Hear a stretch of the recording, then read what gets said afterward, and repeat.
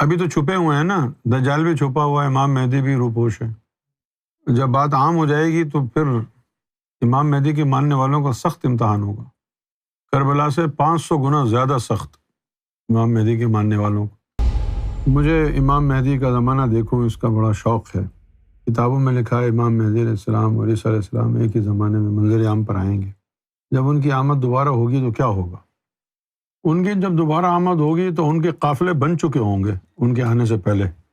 ان کی آمد کے بعد بس یہی ہوگا، دجال کے لوگ کہیں گے کہ ان کا لیڈر امام مہدی ہے، اور جو امام مہدی ہوں گے وہ خود نہیں کہیں گے، ان کے ماننے والے کہیں گے کہ بھئی یہ امام مہدی ہیں۔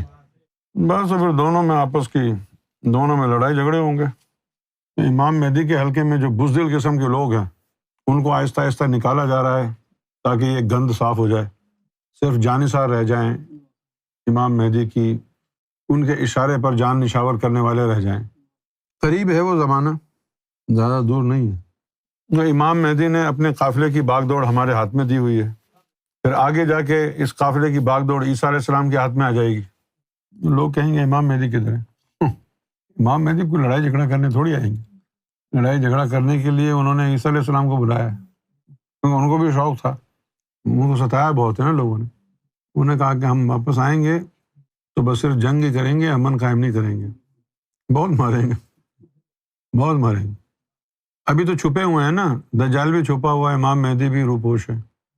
جب بات عام ہو جائے گی تو پھر امام مہدی کے ماننے والوں کا سخت امتحان ہوگا، کربلا سے 500 گنا زیادہ سخت امام مہدی کے ماننے والوں کو، کیونکہ وہ جو دجال ہے اس کے پاس شیطانی طاقت ہے، وہ شعبدے بازی کرے گا، دنیا کا نظام اس کے ہاتھوں میں ہوگا، کنٹرول میں ہوگا۔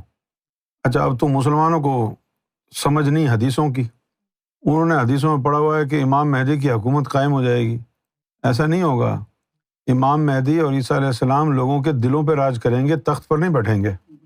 ہاں، دنیا کا کنٹرول تو دجال کے ہاتھ میں ہوگا، یہیں سے اچھے خاصے لوگ جو ہے وہ کٹ جائیں گے کہ بھائی پوری دنیا مان رہی ہے، دیکھو اتنی طاقت ہے ان کے پاس، دجال کے حامی ہو جائیں۔ وہ زیادہ تر تو جہنمی لوگ ہیں دنیا میں، امام مہدی کے ماننے والے تو چند ایک ہی ہیں۔ شہدائے بدر کی تعداد کتنی تھی؟ 313 تھی نا۔ امام مہدی کے قافلے میں بھی جو ٹرسٹ وردی لوگ ہیں ان کی تعداد 313 ہے۔